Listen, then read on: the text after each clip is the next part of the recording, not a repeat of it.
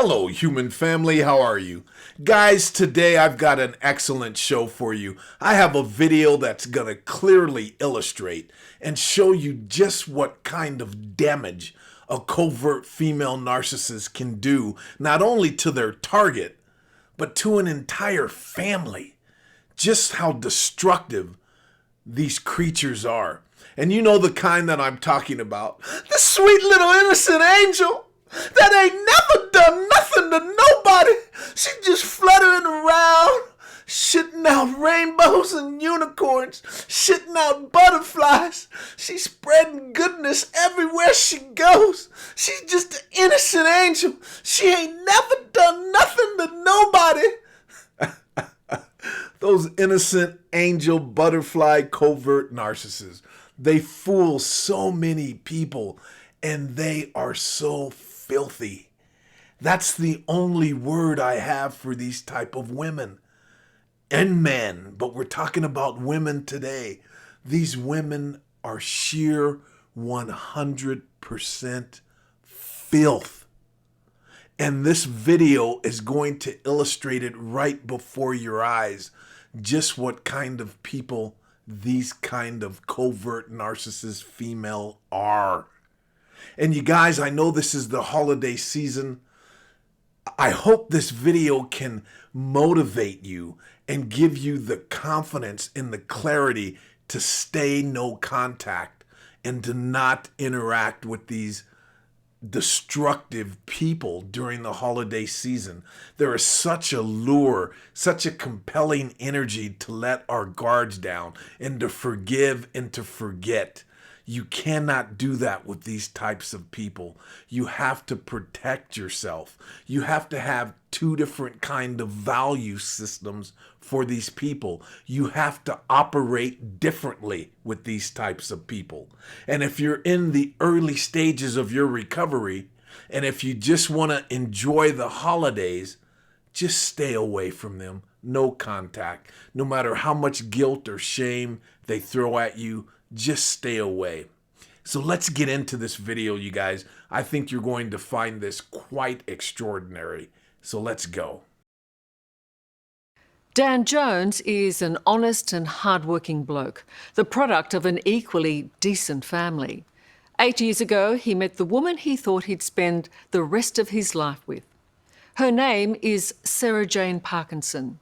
Together, she and Dan planned their wedding and started building a house. But just as life was looking so good, Parkinson started making up vile stories about her fiancé. She went to police, accusing Dan of despicable domestic violence and rape. He strenuously denied the allegations, but to no avail. It would take 6 long years and cost hundreds of thousands of dollars before the truth was finally revealed, that the woman Dan thought loved him wasn't a victim, but a pathological liar. Dan Jones lived every man's nightmare. Falsely accused of rape by the woman who claimed to love him. You've gone from meeting this innocent, sweet girl to this premeditated monster. Sarah Jane Parkinson had a big smile and a little girl's voice, when Daniel attacked me, which hid a wicked heart. Hand on my heart, I know it was Daniel. I recognised him. When her cunning web of lies brought down her fiancé, She just flipped like a complete stranger. she turned on his parents. You went to war. Yep, this was a battle. Identify your enemy, know who they are, marshal them, corral them, and finish them. But gullible police believed Parkinson's despicable claims. The incarceration of someone is supposed to be the last resort of the law. Dan Jones was thrown into jail. Yeah, his last words to me on that phone call were, "I love you, son," and I could hear his voice breaking. The Jones family destroyed. My only dream in life, Liz, was to have a nice little house with my family around me. That's all I ever wanted. I didn't think that was a lot to ask. With all hope lost, it took one good cop to finally unmask this serial liar. And as criminals go, how do you class her? She'd be up with the worst.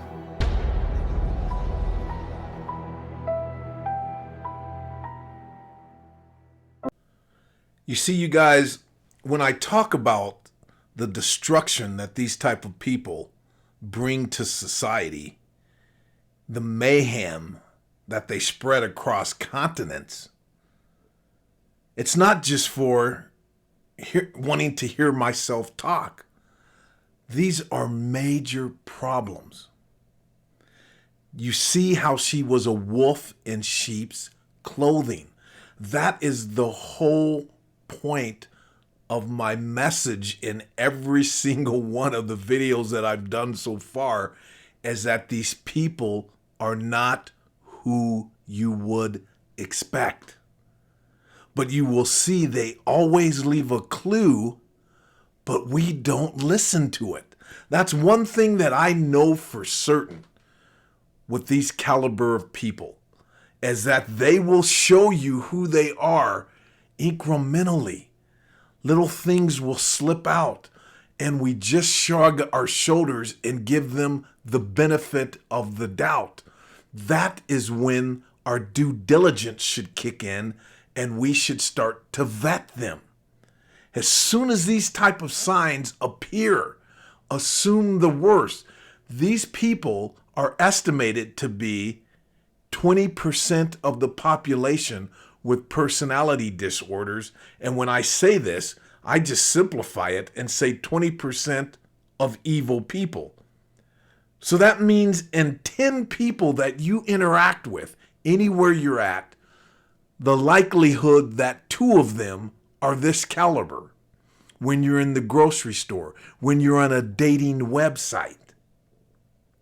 This is not something that you should take lightly. I have experienced their destruction firsthand. That is what has motivated my show and the contents of my show. I had my life destroyed by one of these monsters and didn't see it coming. There were plenty of warning signs, though. Yeah, I could have got Sucker of the Year. But as you will see by this, the warning signs, although they're there, they're easy to shrug off because we're taught to be kind, to forgive, to assume that people are just having a bad day or they're behaving badly. No. As I stated earlier, you have to have a different set of values for these caliber of people. They do not warrant or deserve the same treatment, the same kind of interaction and kindness that you would give to other human beings. No compassion here. These people do not change, and forgiveness and love has no impact on them. Mark my words. So let's continue.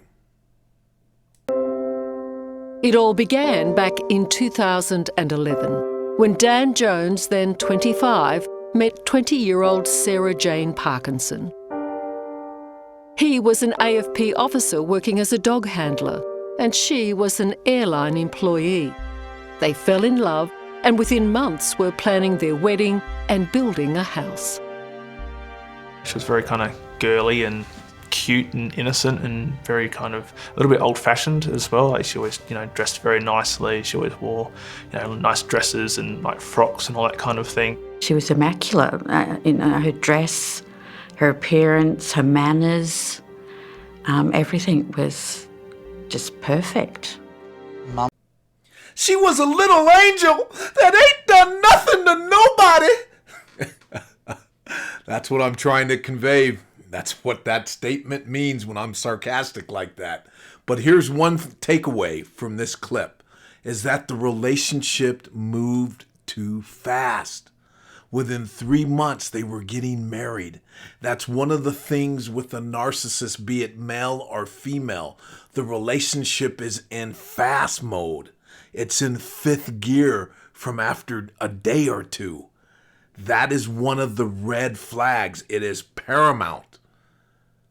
So a takeaway here, if the relationship is moving too fast and everything is perfect, and it seems like she's floating around, shitting butterflies and rainbow, slow your roll and start your vetting. Make sense? All right, you guys, let's continue. I always used to tell the story about going down to the washing machine or something and be a toad. Oh, yeah, I had a cane toad waiting for me. Yeah, in the lawn. They don't come more solid than the Jones family. Michelle, a librarian, and Ian, a former Navy engineer, had been married 30 years, and they wished the same for their son. The family welcomed Parkinson into their hearts and home. But within a year, they began to doubt Dan's dream girl. She didn't have friends, and her many stories about a troubled past worried them. She was raped by apparently from one of her friend's fathers. A Turkish diplomat apparently raped her as well, but fled the country before charges were laid. And yeah, apparently there's been a few other boyfriends that have been abusive. She has had a bad run of boyfriends. Any suspicions, though, were outweighed by sympathy, and Dan forged ahead with their plans together. You see, you guys, that's one of the tricks, one of the manipulation strategies that a female narcissist does, a covert female narcissist, which are the most dangerous, is that they put you in the hero role. They make you the hero, saving them from all the past boyfriends that they had. They're going to play a violin and tell you how they've been abused in the past and how this boyfriend did that and this boyfriend did that. And you're going to feel empathy like a normal human being would. They go from making you the hero into the villain. It's the bait and switch trick. That's what they do. And all the while you're sitting there thinking, who could hurt this poor angel? This poor girl's been through hell and back. I remember thinking that so clearly when I first met my ex-wife. I was thinking, oh my God, this poor girl. They have an uncanny way of making you feel empathetic, sympathetic to them. My mother was the same way. If you met her, you would think, what an angel! Just a wonderful woman married to this bad man that was hurting her all the time.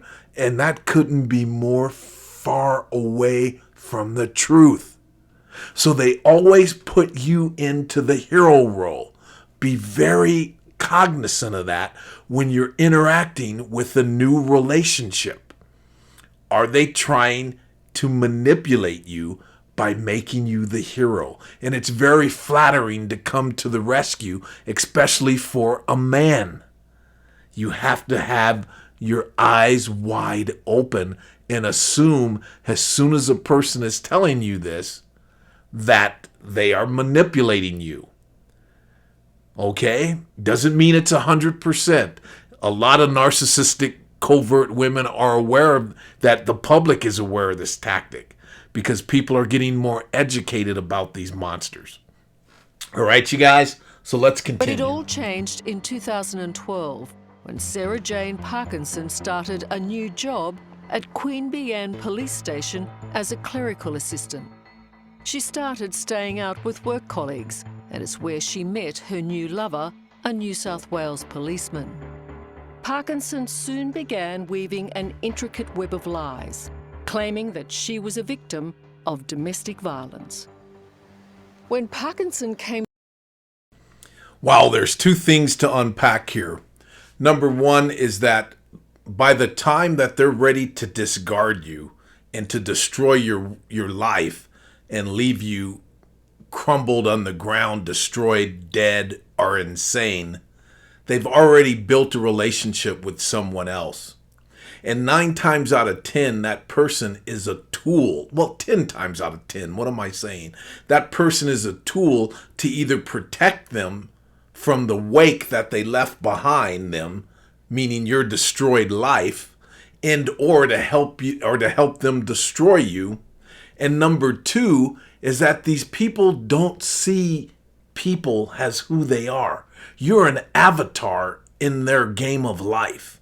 No matter who you are, this person that they got into a relationship with is simply a tool, a pawn in their scheme of destruction.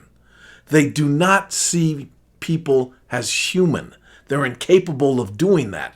That's what's so bizarre about these people. That's what I mean when I say there are two types of people walking the earth. Everyone is a tool. Everyone is a pawn for whatever crazy scheme, evil destruction that they want to do. Be very clear on this. Everything is a game to them. Human beings are tools, replaceable.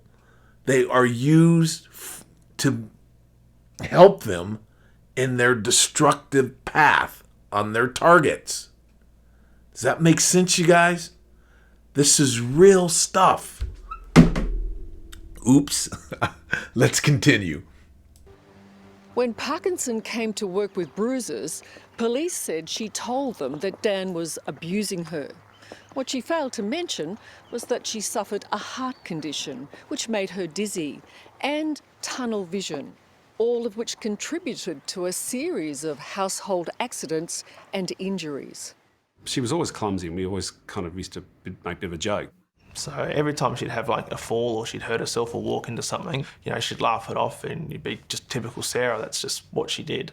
But what she was doing was giving herself a bruise or a mark that she could then weave into her tale. You had no idea that behind the scenes you were being portrayed as a violent man. I had no idea. No idea whatsoever. See, they're doing this and you don't know what's going on. My ex was destroying my reputation to her family from the day that I met her, and to my friends and her friends and my family. She was constantly peppering in negative lies about my character. Number two is just how nuanced they are in their destruction of someone. To destroy a target. She's telling them a lie that she has a heart condition, so she's falling down all the time getting bruises, even before she met her new lover. That's how surgical they are about this. And then she's telling her new lover, who conveniently is a police officer, where she conveniently got a job, and she's telling him that these bruises are from the abuse of her fiancé. Do you see how evil that is? Marinate that in. Breathe and soak that in. Just how sick and evil that is. This is textbook covert female narcissist shit. It is the way that they maneuver. And the person, the target, is always the last to know until shit hits the fan. Then you wake up and say, oh my dear God, who in the F have I been sleeping with? That I've been married to? That I've had children with? Do you see what I'm talking about? Painted out right before your eyes with this poor man's story.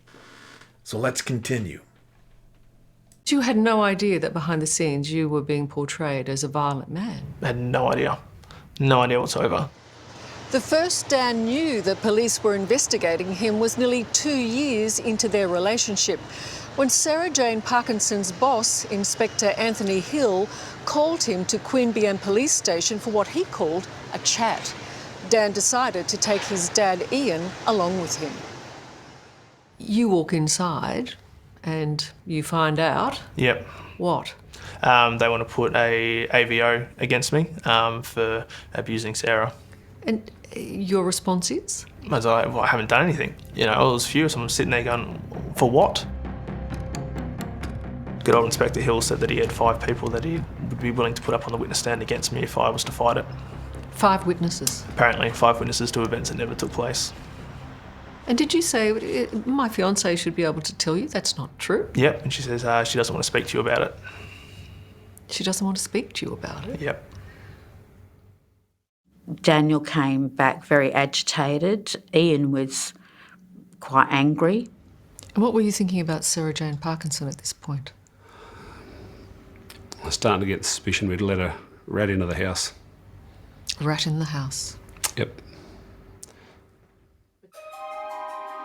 You go home and you live with Sarah Jane Parkinson, Yep. even though you've got this AVO Yeah. saying that you're a monster, you're a violent man, Yep. and she's your victim. Yep. Parkinson blames her overprotective police colleagues for the AVO, and Dan believes her.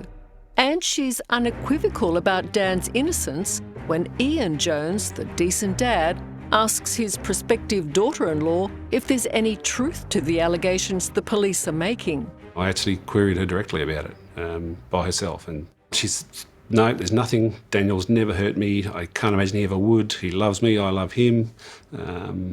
But it was rang hollow. She looked you in the eye and said Yep. this. Yeah, she's an accomplished liar. Dan and Parkinson continue their lives together. He knows he's innocent, but he's beginning to have other concerns. You're suspecting that she might be cheating. Yeah, with, you know, some of the mobile phone messages and ringing and late at night. You confront Sarah Jane. Yep. What'd you say? And I said, so you're cheating on me. What did she say? And her body language said it all. You must have felt crushed. I was crushed, but I was more angry at the moment. I was just furious, you know. I just built a house, you know. She'd moved in with me, everything was going well. I had, you know, a good career. I had, you know, my dream car I always wanted. I had, you know, everything was going right. And on that instant, everything just went to shit. Okay, two things here. Number one is that his father could not see that this woman was a demon, that she was of the Jezebel spirit, that this was a dark, vicious, malicious human being. They have an uncanny way, just like you can hear better when you're blind, or you can see better when you're deaf. You are given certain gifts when there are deficits. Being evil, they have an uncanny way of drawing sympathy out of you and making you trust them. He wakes up then after already forgiving her for the unforgivable, telling the police that he's abusive. He let that go, and then she's out with her infidelities. But the downward sinking of the Titanic has already been put in motion. One of the things that we forgive people for, and why I believe he forgave her the first time, is what he said when he said, I was building a home. I was doing all of these things. I was fully invested in our relationship. So I let one thing go, and once the infidelity happened, that was enough. I didn't find out about my ex's infidelities till after the marriage. It was after we had divorced. It certainly would have been the end of the marriage if I'd have found out any of that during the relationship. Some things that people do are unforgivable. I'm not saying that you should leave someone because they had an affair. Please don't misconstrue that. But there was enough things on the table with my ex that if that would have came to my awareness, and I would have been aware of what she was doing, that would have been it. Because there were so many other things and boundaries that had been overstepped. What did Eddie Murphy, the late brother, say? Charlie Murphy, a habitual line stepper. That's what she was. I can laugh now. And those of you, you'll get to that, trust me. But again, it was his investment in the relationship that kept them going. So let's continue.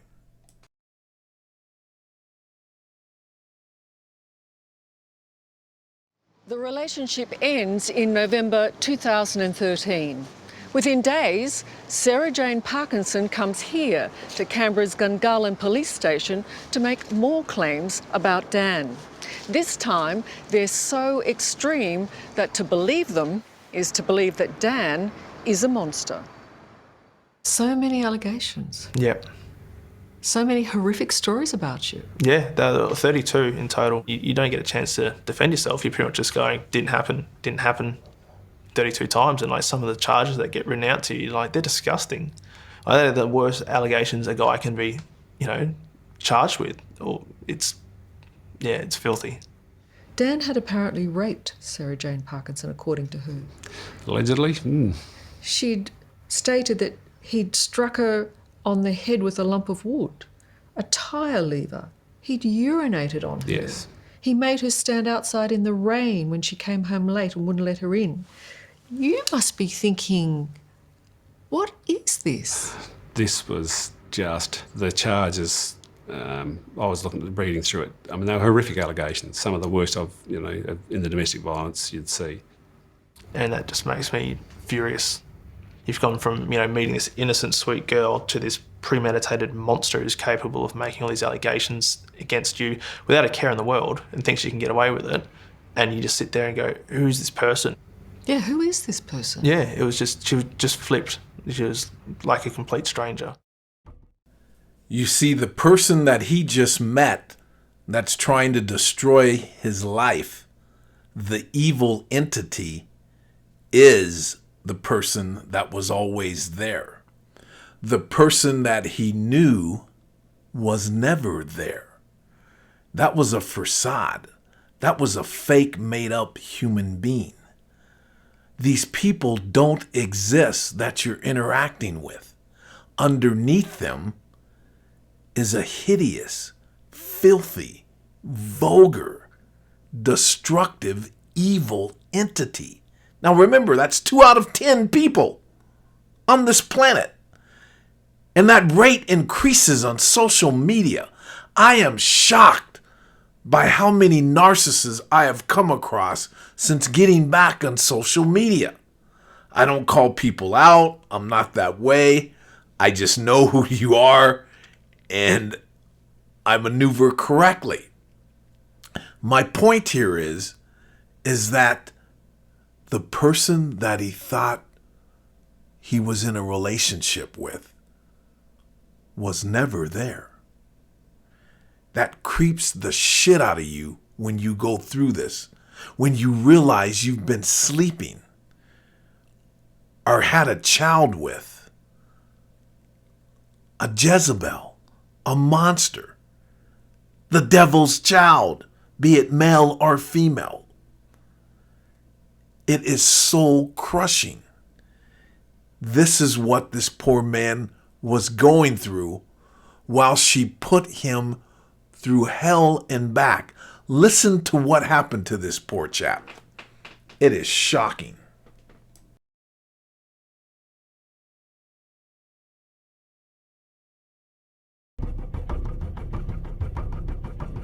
On Christmas Eve 2013, Dan Jones' world falls apart. He was working here at the Alexander McConaughey Correction Centre as a prison officer. And as he's leaving to go home, he is arrested in front of his colleagues and charged with 32 counts of domestic violence, including rape. He could not believe it. But Sarah Jane Parkinson's work was not yet done. Her next target was Ian Jones, Dan's father.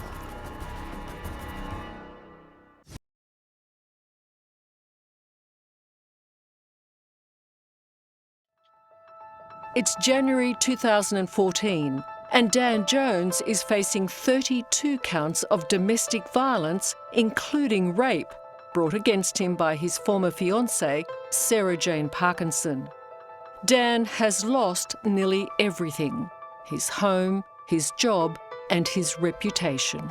He's virtually under house arrest at his parents', while Parkinson lives in his house. His bail conditions are so strict, one breach and he'll also lose his freedom. You just completely lost, helpless, confused. Everything's just going around in your head. Like, it was me against the whole AFP. It was pretty much me against any person in a blue uniform at that point. It's obviously not the most favourable place to come back to. Yeah. So overwhelmed by what was happening, the Jones family realised they were under siege, and that it wasn't only Sarah Jane Parkinson they had to worry about. It seemed police believed every word she uttered. So I got the family together and I said, We are in the fight of our lives. We are battling two police services, New South Wales and the AFP. We're incurring huge legal costs, and the consequences to Daniel, if this runs the way it's looking it's going, he's going to end up in jail for 18 to 20 years. I can remember saying people are going to get angry at each other. We're going to snap at each other. We're going to be tired. It's going to cost a lot of money. But we have to do this because it's wrong. Did you mentally change then? Yep, I did. To what? I went on, well, I'll use the term war footing. Everything was about achieving my goal, which was proving Daniel innocent and having Sarah Jane and the police held to account. That was your focus? Yep. You went to war? This was a battle. That's how I treated it.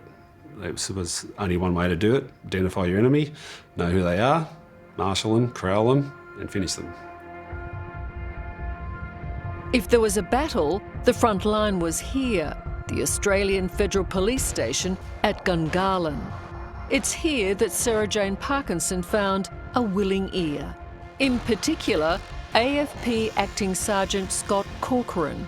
He was the first to investigate the allegations against Dan. Corcoran has since left the force. This was not a mistake or an oops. This was a carefully orchestrated, prolonged and vicious attempt to get Daniel. If Ian's anger is on display, it's for good reason. Police here again backed Sarah Jane Parkinson when she suddenly made outrageous allegations against him. Within a month of Dan's arrest, Ian too found himself slapped with a court order. One breach of that order, and he could also be sent to jail, something he believed Parkinson was aiming for. We had an enemy, and I do mean an enemy. We were literally besieged.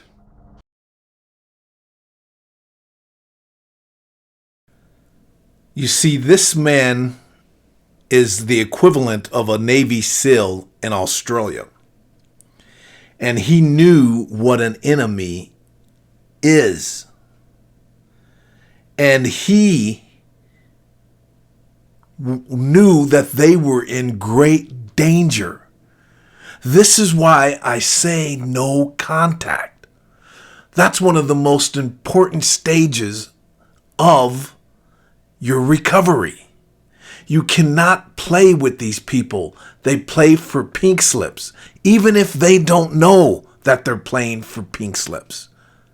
They don't fucking get it because they're evil. They can't feel anything. These people are not your friends. When you sense that somebody is intentionally trying to hurt you, act accordingly. Cut them out. Get them out of your life. Don't play. They are not your friends, even if they're making you orgasm, even if they make you feel warm and fuzzy at times. This is all a facade. In the relationship, go no contact. I don't care if it's your mother. I don't care if it's your father, husband, wife, boyfriend, girlfriend, son, daughter, etc. These people you cannot have in your life. They are your enemy, and make no mistake about it. Let's continue. At the cameras, which are still here. They're still here. In response, the Jones family went into defence mode, setting up cameras both in and outside their home to protect themselves against any false allegation by Parkinson. There's still a camera here with the front door. Michelle and Ian began obsessively compiling proof of their every move, keeping receipts and ensuring CCTV cameras could identify them, and writing detailed diaries. Amy was at work. That was my daughter-in-law. Stayed until about 10 p.m. for home, and then home for 10:37 p.m. It's quite precise, isn't it? And while the Jones family lived under siege, Sarah Jane Parkinson set up her new life with her policeman lover, taking up residence in the home Dan had built. You were wiped out and another one came in? Yep, and I was paying for a mortgage for him and his 3 kids to live in my house. They moved into your house. Yep. And life went on. Yep. And you... Yep, they had everything I ever worked for and I had nothing. I did a show a few weeks ago about narcissistic abuse done to men. And in the show, I talked about O.J. Simpson being a victim of narcissistic abuse. Do you see how these people, how these women can force a man into darkness? I have been there. I could not let my daughter spend the night with me because my ex was conniving and trying to create a scenario to get me arrested for child abuse. And I saw it coming, and I was smart enough not to play the game to where she could do that. You have to watch every angle of these sick, evil people. I kid you not, she was going to set me up for child abuse. And I was smart enough because I did my due diligence. I researched how these people maneuver. What she was doing, once you understand these people, were so crystal clear. And I literally could not let my daughter stay overnight with me. Now, to her going around telling people I didn't want a relationship with my daughter was what she was telling people, and how cruel and how she was worried that there was something wrong with me. No, it was because this evil bee was trying to set me up. This is what sends a man like Mel Gibson saying, I will put your ass in the rose garden. I will bury you. It's what led a man like O.J. Simpson to lose his shit in a rage and rip her head off. I am telling you, they will put you into that predicament. And God's grace that I didn't go there. It was so close. I say this time and time again. If she knew how close she was to being ended, she would never, ever do that kind of shit to me or any other man. They play with fire, and sometimes people pull the trigger. I am not advocating that. Take the higher ground. Pray. Go no contact. Leave them alone. That's what I'm advocating. This is serious business. You are dancing with the devil. And that's what him and his family have come to the conclusion, that they are in a serious predicament. It doesn't matter your education, your ethnicity, your manhood. This man is a Navy SEAL. This guy is a prison guard that she sends to prison on allocations of rape. Do you know what they do to a rapist in prison? Do you know what they do to a prison guard who's a rapist in prison? This man is going into the furnace of hell because of a little angel that ain't never done nothing to nobody. This stuff is serious business. Let's continue. We knew what was going on. We had 4 plainclothes detectives coming up the driveway. For this family that had only ever done things by the book, Parkinson's next move was incomprehensible. On March 21st, 2014, a posse of police officers arrived at the Jones home to arrest Dan. And as soon as I made a turn to go inside the house to get my phone so I could call the lawyers, they just jumped the gate and just slammed Daniel up against the wall here. So there were 4 men on top of Daniel making the arrest. And I had no idea what was going on. They didn't tell me I was being arrested. They didn't tell me what for. She's screaming, you're shouting. I'm telling you to get back in the house and lock the door. Did not let them in. I thought, here we go. Today's the day. This is where it starts. This is where it's really going to get difficult. Dan was charged with yet another sexual assault of Sarah Jane Parkinson. A story she would add more and more shocking detail to over the coming week. Parkinson's final account was of a violent and horrific rape. You'd come to her home, rammed her head into a retaining wall. You jumped on top of her. You had forced her to open up a condom packet. You kicked her and you raped her. Apparently. That's quite an allegation. It's a big one. And utterly untrue. What no one realised was that this photograph of Dan holding his nephew Hunter was proof that he couldn't have done it. It was taken earlier on the day of his arrest by his sister-in-law.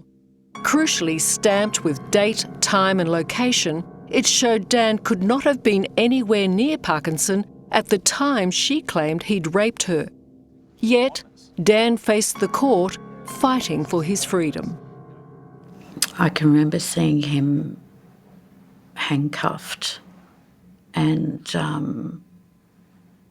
looking over his shoulder at us, and it became a habit of mine to go, chin up, shoulders back, chin up.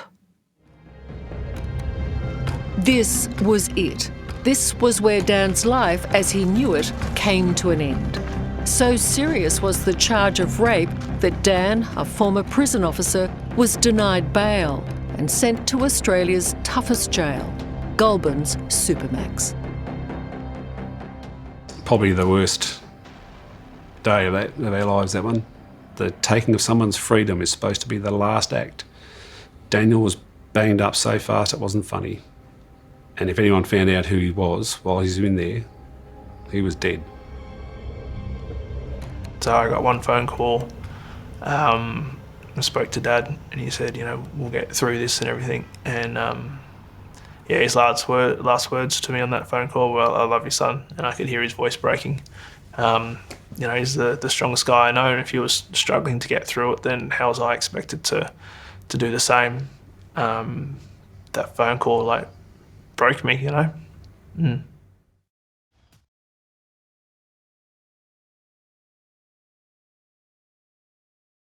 Two things here. One is, thank God that he had a family, a healthy mother and a healthy father that were there to get him through this. Many people like myself have no one at the time when their world is falling down and have to muster through. And please don't misconstrue. I was not put in a predicament like he was. I could have been if I didn't catch it at the pass. I don't know if I would have traded my situation with his situation. I don't think I'd have made it through. If my ex would have been able to create the false charges that she was scheming up in her head and I ended up in prison, I probably just would have called it quits. If she would have been able to muster her maneuvering to get me charged with sexual assault on my own daughter, and if she would have been able to follow through with that, that would have been the end of me. And I knew that, and that's why I just for years didn't allow my daughter to stay the night with me. That's how ugly and how low these type of people go. Number two is that it broke the equivalent of an Australian Navy SEAL to tears and to his knees. This is why any of you listening, any man that has gone through narcissistic abuse and another man says, just get over it, just shake it off. How can a woman abuse you? You tell them to go eat a bowl of dicks. I really mean this. That kind of attitude Those kind of statements are from pure ignorance and arrogance, and they simply don't know what the fuck they're talking about. This is real abuse. It's a different kind of abuse. It isn't the name calling abuse or the kind of things that you think that we are used to a woman going through. It isn't weakness that brings a man to his knees from this type of abuse. It's a whole nother animal that these type of people who say things like that have no understanding and are coming from complete ignorance. And to all of you men out there that are going through this type of abuse, hold your head up. You are still a man. You are an alpha. All levels of man go through this. Keep your sanity. Do not let them drag you into violence.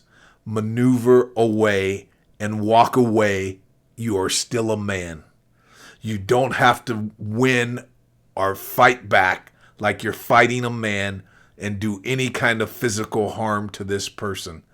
You are still a man by walking away. In fact, you are more of a man. I feel that my manhood went up tenfold when I walked away from seeking revenge or harming a person. It is primal to protect your children. You want to kill when you know someone is harming your child. That is what had me buckled, just like it had this man, on your knees when your hands are tied. You want to unleash hell on people who are doing that to your children. And you have no recourse but to walk away. It is soul crushing. This is what these people do.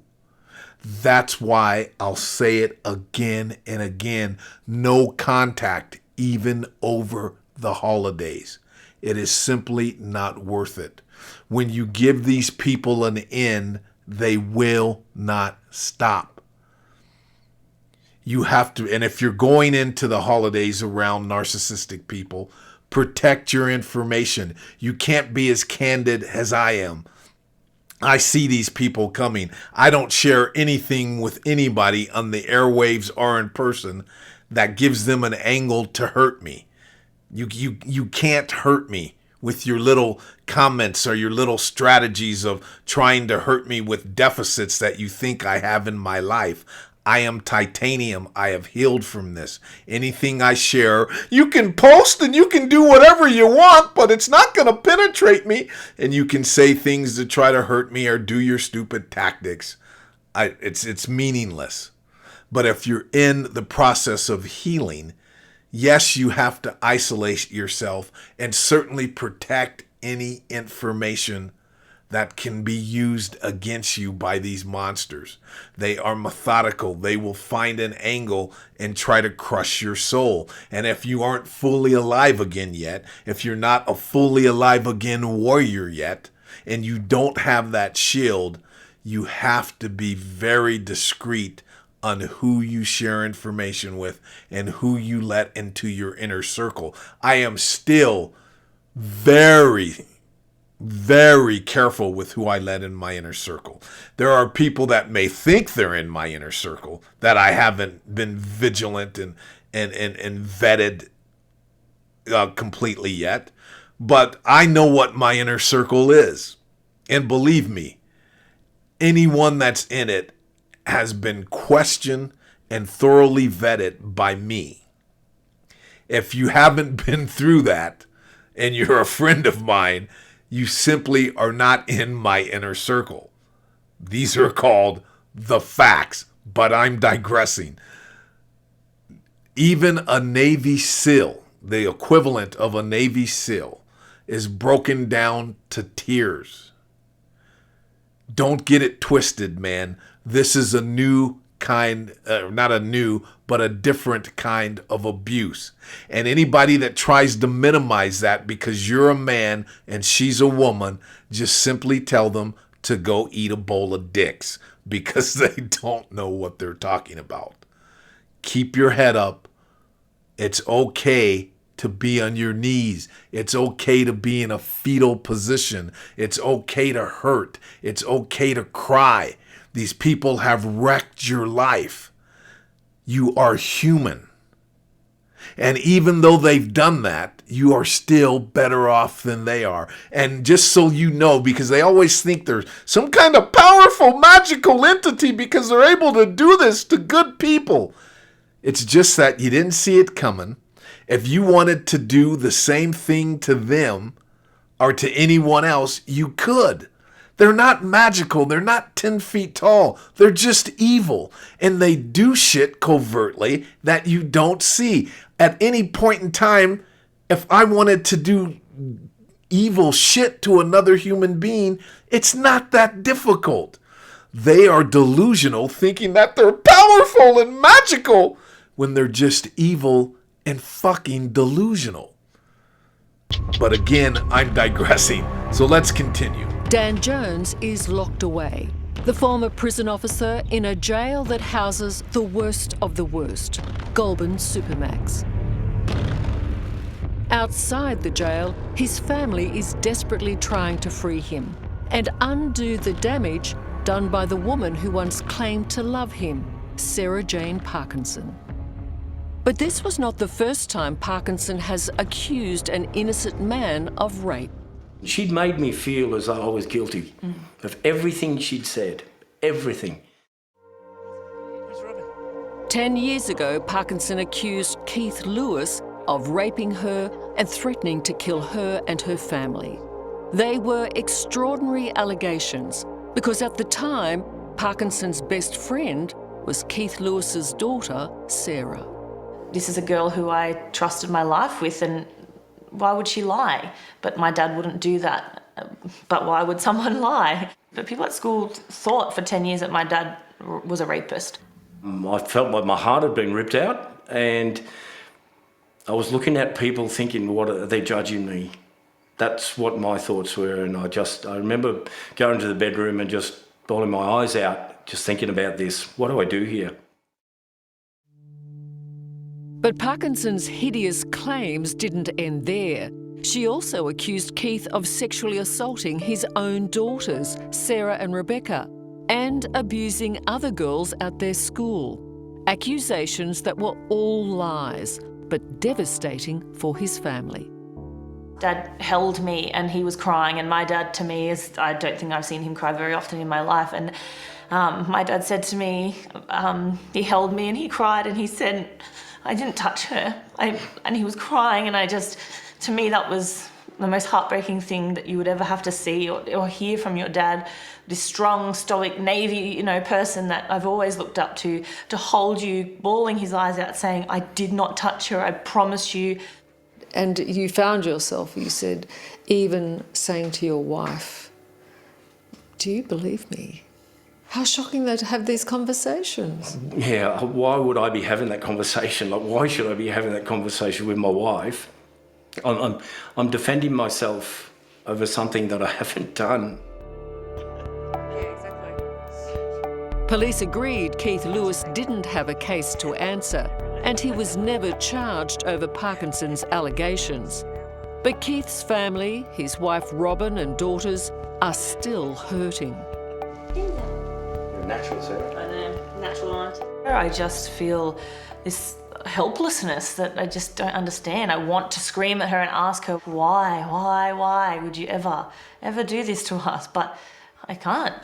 I feel broken when I see someone that could do such a horrible thing to such a good person. I hate what this has become, and reading through everything, I have concerns for physical and mental health. It's the same question being asked by Dan Jones. In his daily letters from jail, he writes about his confusion, frustration and despair. I'm scared. I shouldn't be because I've done nothing at all, but there is a small percentage of me that tells me I'm fucked. It's worrying to know that I'm not even safe at my home when I'm asleep. And there didn't seem to be any good news. Dan's parents were now faced with telling their son his time in jail, while awaiting trial, might be many more months. And he sat there and Not a word, not a word. He just had tears coming down his face, and I thought, what are we going to do? You could see he was broken. Yeah. That was a terrible day to have to tell him that he might have to stay longer.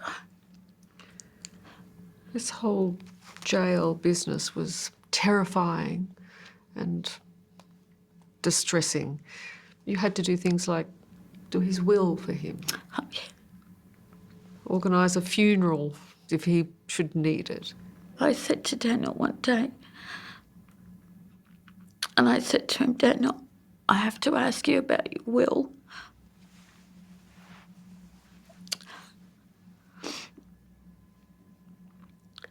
And because we knew it was dangerous, him being in there. Now that was a perfect example of what I mean when I say these people are murderers. That girl wouldn't have pulled the trigger or sharpened up the shank that would have killed him, but she initiated and put him in a path for his demise. And they love that. That is what I call evil. That is what I call murder. They kill people slowly. You saw the pain of his mother, the pain of his father, the young lady and her father that was accused of sexual assault. These people kill slowly. That's what I mean when I say there is no difference from them in a serial killer. They are all of the same cloth. They just do it differently. When I backtracked and saw and talked to some of the people that my ex was involved with on many different levels, behind the scenes, behind my back, the 5-10 different lives that she was living throughout our marriage, I was stunned. These people are vulgar. They're criminals. They're pathological liars. They are the song by Garth Brooks, I got some friends in low places. Hey, I'm no angel.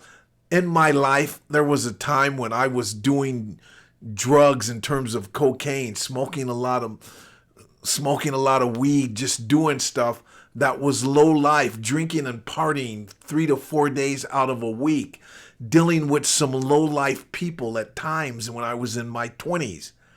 And I mean this by everything that I put this before, everything that I love and the God that I believe in. I have never come across a lower person than my ex, who I thought was an angel at one point. And people still do think that about her. These people and people like her are so low life. They are as low as it comes. And it freaks the bejesus out of you when you wake up to that and you realize you've been laying next to a person of this caliber. I understand what you're going through if you are in this predicament. And you will get through this and the sun will come out. It will, trust me. But you go to the sunken place and they take you there. But here's the takeaway. Once you know this, it is time to get out of the relationship if you're in a relationship with one of these people. If you've already gotten out of the relationship, it is time to stay out of it. No contact means don't look at them on Facebook or Instagram. Don't ask people how they're doing. These people should never be in your interests again. They're not in your radar. They're not in your field of living. They are not worthy. These people are lowlifes. And I mean that. Take good care of yourself. You are number one. put you first and never, ever, ever give a shit about a person of this caliber. They are not worthy. Love and compassion means nothing. I've said this a few times during this episode, and you will hear me say it time and time again. You have to have a different code of ethics and values while dealing with these caliber of people. Does that make sense? I certainly hope so. Get as far away from them as you can and stay away from them.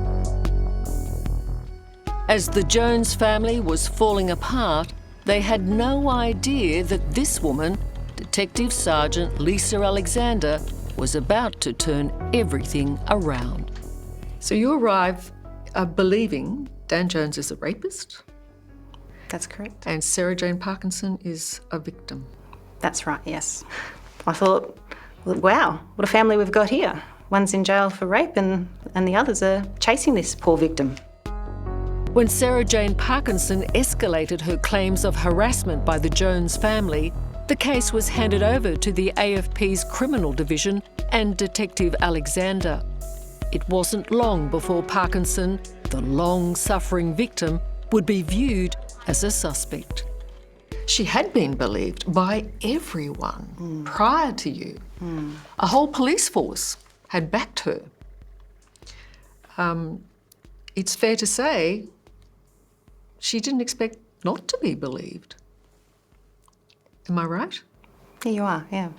She'd been believed. And I believed her until the evidence started to show something different. How important was Lisa Alexander?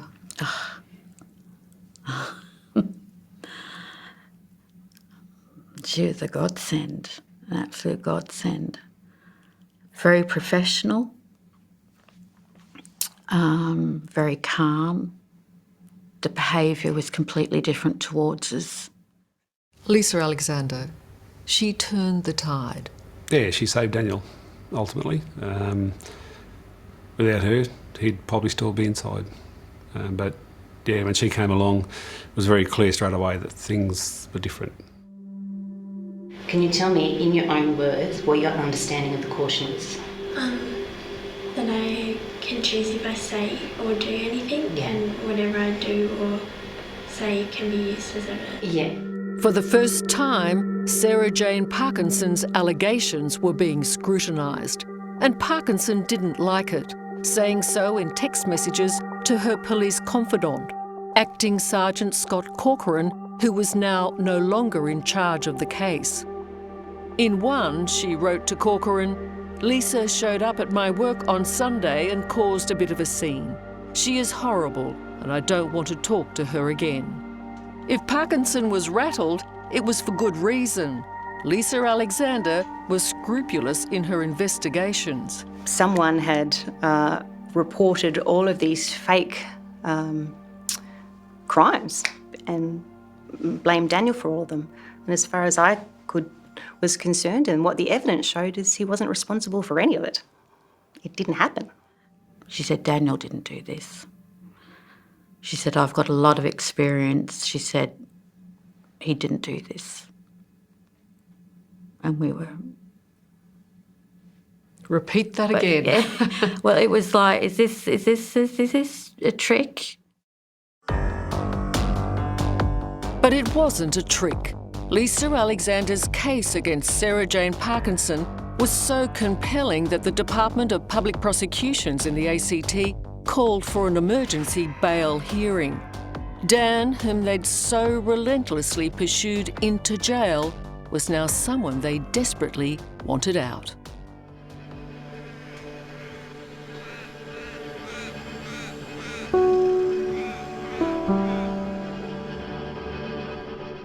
And after 4.5 long months, Dan was released. Even now, for Ian and Michelle, coming back to remember that moment is too much.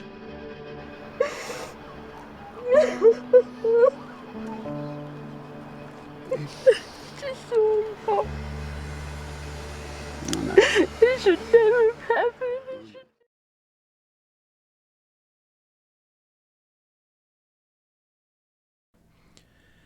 You see how they destroy what is good?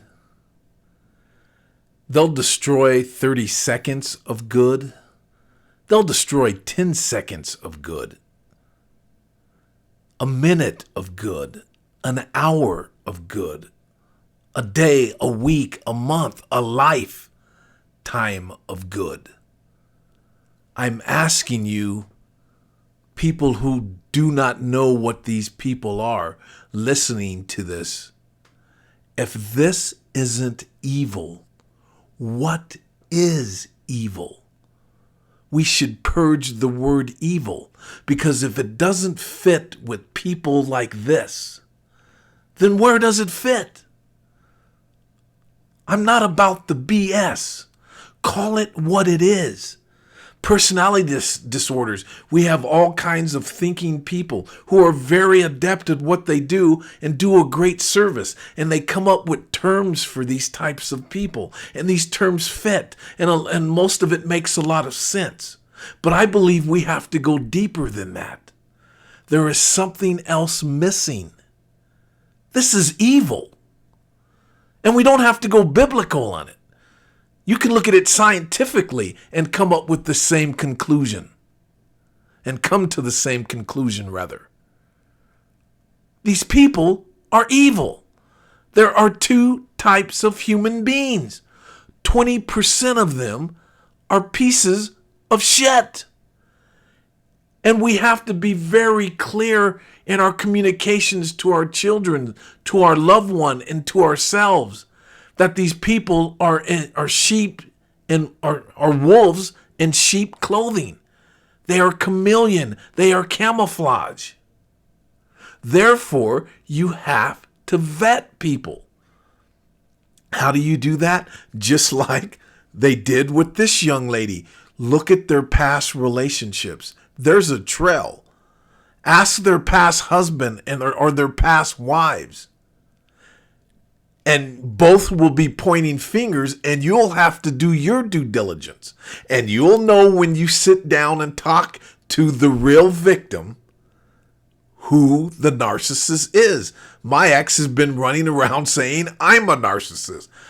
I would challenge her on any front and gladly sit in front of any doctor, which I've challenged her to do, any expert in the field, any person, anywhere, anytime, and be evaluated and listen to both sides of our stories face to face with both of us in the room and come to your own conclusions. I am willing to do that. Of course, she is not. But when you vet a person, vet their ex. Ask the ex questions. See who their friends are. Talk to people. And the truth will reveal itself. Especially if you're letting someone into your family and into your inner circle. This is a must, because for some strange reason, these people feel more emboldened than they ever have. They feel like they can do whatever. 99% of the Karens that you see, and I'll start to show some of this in future shows, these people that we call Karen acting out in public and doing all of this crazy shit. It's not racism. It's not ignorance. It's not a senile person. It's an evil person that needs attention. Remember, if they're not getting attention, be it good or negative, they're like a fish flopping in water. My ex and my mother would check themselves in the hospital and fake an injury and an illness just to get attention. They will implode if they don't have attention. And negative attention is just as good as positive attention. These people are like junkies. They will do what they need to do to get their narcissistic supply. This has a happy ending, and I want you guys to see it. So let's continue the story, and it shows you that the sun does come out. In my heart, that was Daniel. I know it was Daniel. I recognised him.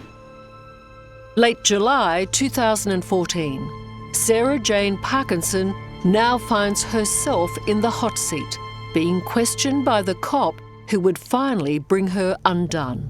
Detective Sergeant Lisa Alexander. So you're saying that you drove past their house. Doesn't make any sense. I know, This is the actual audio of the police interview where Parkinson is being called to account for the raft of allegations she's made against the Jones family. We put it to you, Sarah, that you reported it stolen, falsely accusing them of offence. No. They're allegations that will finally reveal her to be a liar. I think it was just sheer desperation. Like, it's been a rough few years with Daniel. On reviewing of the evidence, there were a number of photos on Sarah's phone that I saw, and Sarah appeared to be very happy. And during those dates, Dan was in jail. So I found that very difficult, that a person could be so happy while someone else is in jail. Detective Sergeant Lisa Alexander had only been on the case for a few weeks. Police had spent the previous 2 years believing Sarah Jane Parkinson's claims of rape and domestic abuse, which had put Dan Jones behind bars. Now Parkinson was claiming a pattern of persistent harassment, threats and theft implicating Dan's parents Ian and Michelle and his brother Andrew. Do you think the Jones family would have survived this if justice ultimately didn't prevail? Well, it was already falling apart. Parkinson made many accusations, including that she was driven off the road and attacked by a man wielding a knife. This was a knife that you actually were able to trace. Yes. The steak knife Parkinson claimed was used to attack her was her own. We did a search warrant, and the set of 6 knives was only 5 knives. We had those knives later compared, and that was one of the set of 6. ACT Police, Alir speaking. Hi, my name's Sarah Parkinson. My power was cut off before, but I had a lock on the power box, and that's gone now. Parkinson also implicated the Jones family in multiple break-ins at her house. Police Operations, Jane speaking. Hi, my name's Sarah Parkinson. Last week my house got broken into, and one of the things that was taken was my iPad. Then she claimed her iPad had been stolen and that software indicated it was at the Jones house. It's a bit of an ongoing thing at the moment. I'm giving evidence in a trial against my ex-partner, and his family's been harassing me, and the house has been broken into 8 times. She was saying, my iPad's stolen and I know where it is. That's right, yeah. It's at the Jones home. Yeah. But she had a GPS tracker on her car, is that right? She did, yes. It's almost eerie to see a lie unmasked so easily as this GPS track of Parkinson's car. What did that show? Showed that someone drove from Sarah's house to the Joneses' house. That was Sarah Jane Parkinson planting the iPad outside the Jones family. Yes, it was. House. So the lies are mounting. Yeah. The lies kept coming. This time, Parkinson claimed that someone had broken into her car at work, and again, probably the Jones family, she said. But CCTV footage showed Parkinson briefly leaving work and unlocking her own car to set up the story of a break-in. On review of that footage, it showed that no one had broken into Sarah's car that day. We watched all the footage, and it was clear to me by the end of watching that footage that Sarah had lied. So I thought, if she's lied to me, perhaps she's lied to the earlier investigators. What do you feel when, as a police officer, when you have that thought? Oh, my blood ran cold. I was horrified that that may be the case. What Lisa Alexander proved was that Sarah Jane Parkinson was nothing more than a serial liar. Daniel was my issue then. So she's lying to me. She's lied to me now on 4 occasions. There's probably an innocent person in jail.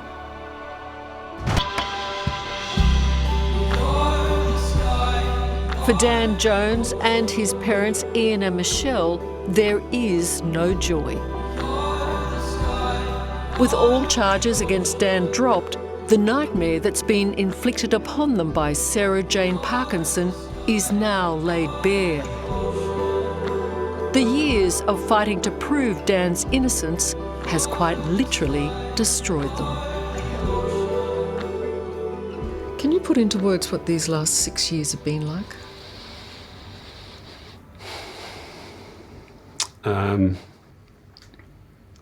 They've taken a horrendous toll.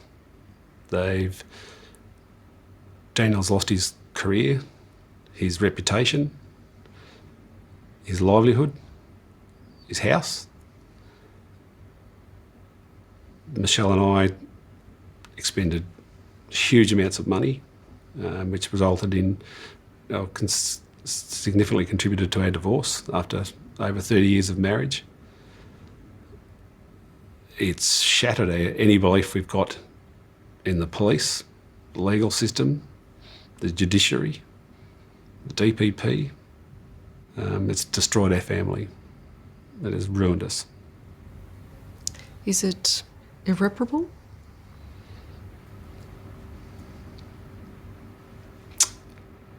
Yes, I think so. So who is Sarah Jane Parkinson then? I think she's a lying, vindictive, cancerous human that should not be around other people at all. I was a woman who could go bang, bang. Got a question? Bang, I've got an answer. You know, I was a professional. I was in a professional position. All that's gone. You know, my marriage is gone. And my family, you know, all I ever wanted in life, my only dream in life, Liz, was to have a nice little house with my family around me. That's all I ever wanted. I didn't think that was a lot to ask. It's not. I didn't think that was a lot to ask.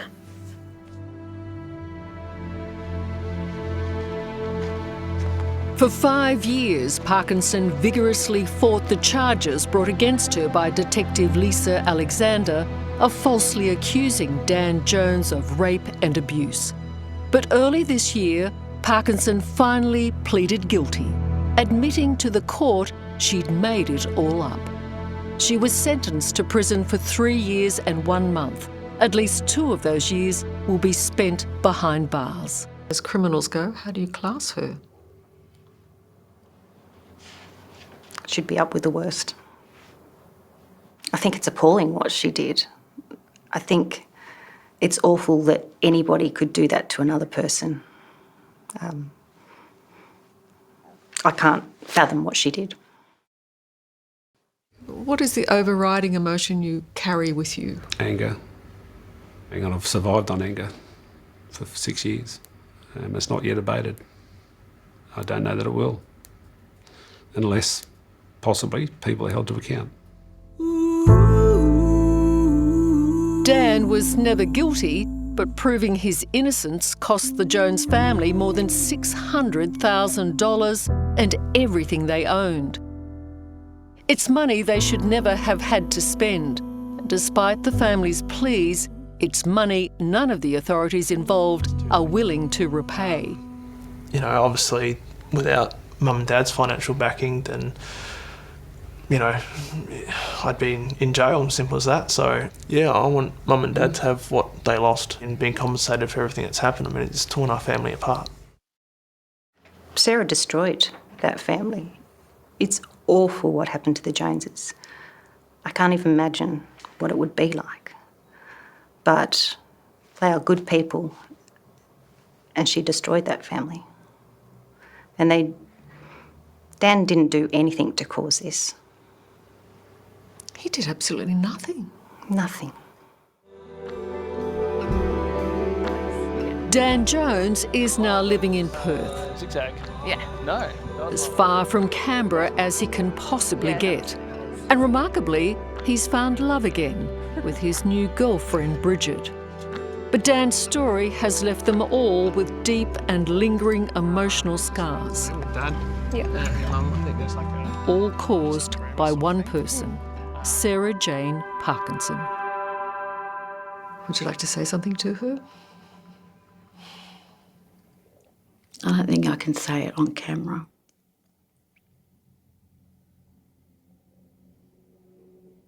I really don't. I think if she ever came near my family again, God help her. So God help her. Stay away from my family. Sarah Jane Parkinson will probably watch this. Mm. Is there anything you want to say to her? No.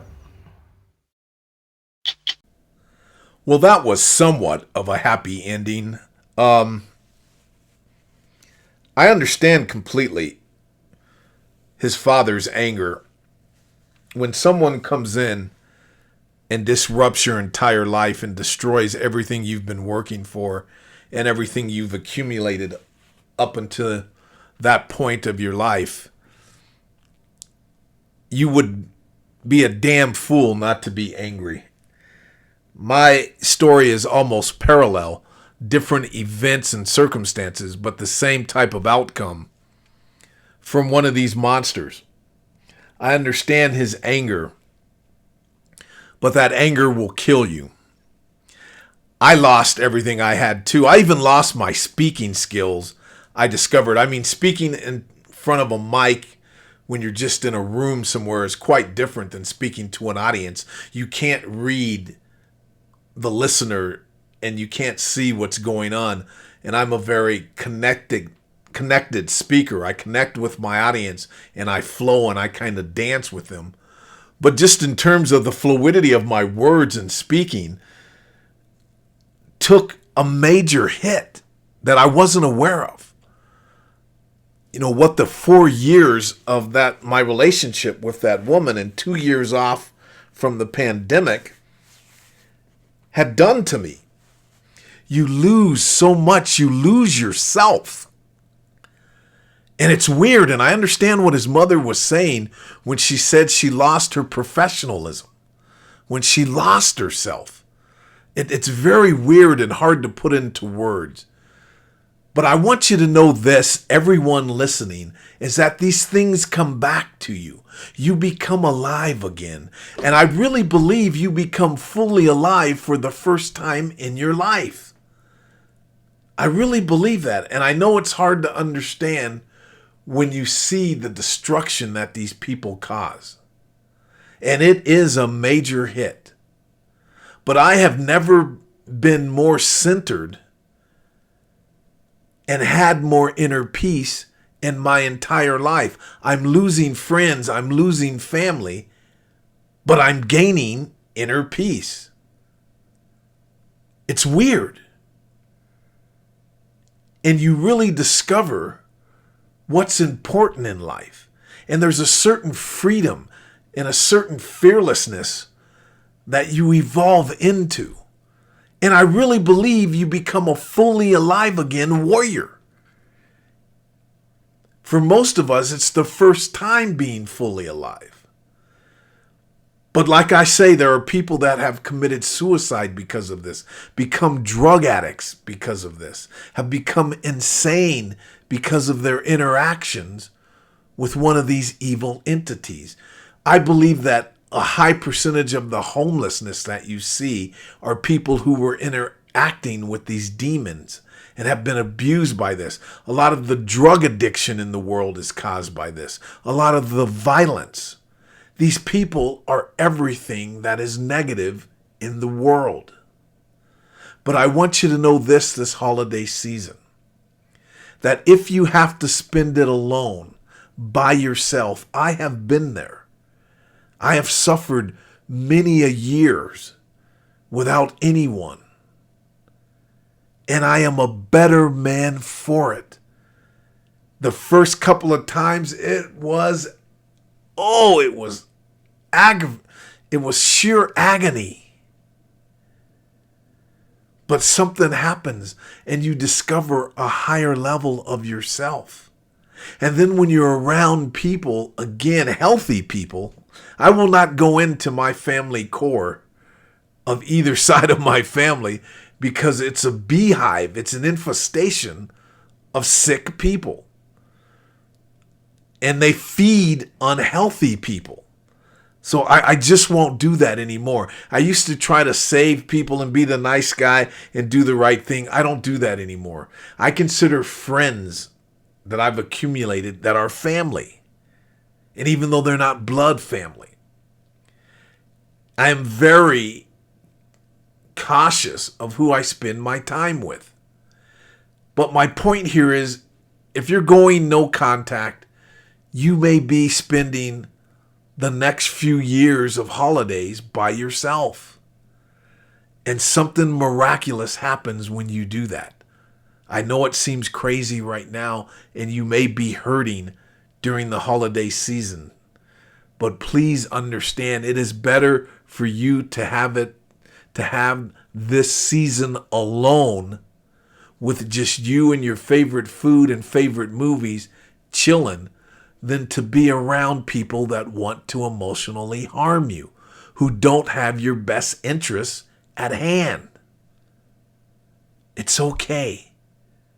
And if you choose to go into a family environment where there are a lot of sick people, a lot of narcissists, evil people, because you have other people that you care about, just literally ghost these people. If they say something to try to get under your skin, just pretend like they're invisible. Don't explain yourself. Don't get into a dialogue with them. Ghost them right in front of their face if you need to. You don't owe anyone an explanation. You don't need anyone's approval or permission to do whatever you want to do. You can tell a person to go eat a bowl of dicks if that's what they need to hear. Just protect yourself.